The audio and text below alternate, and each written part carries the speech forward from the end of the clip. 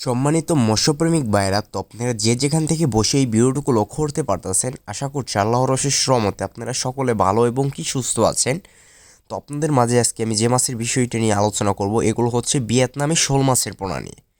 তো আপনারা হয়তো অনেকেই জানেন যে ভিয়েতনামি শোল মাছ চাষ করার ক্ষেত্রে অনেক লাভবান হওয়া যায়, এটি সত্য কথা।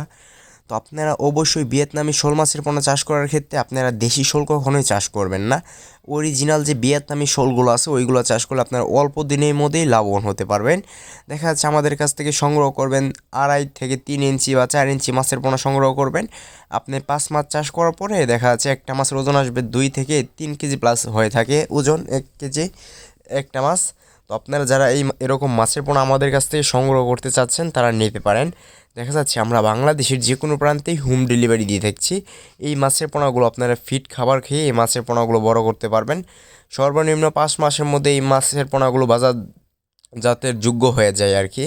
তো আপনারা যারা নিতে আগ্রহী আছেন তারা অতি শীঘ্রই আমাদের ভিডিওর স্ক্রিন থেকে নাম্বার সংগ্রহ করে কল করে এই মাছের পোনাগুলো অর্ডার করে ফেলেন।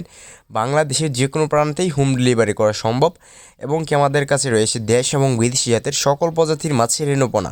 তো আজকে আমার এই ছোট্ট ভিডিওটি এই পর্যন্তই। এরকম নিত্য নতুন ভিডিও পেতে আমাদের ইউটিউব চ্যানেলটি সাবস্ক্রাইব করে 5 টাকা ফেসবুক পেজটি ফলো দিয়ে রাখবেন। তো সকলে ভালো থাকবেন, সুস্থ থাকবেন।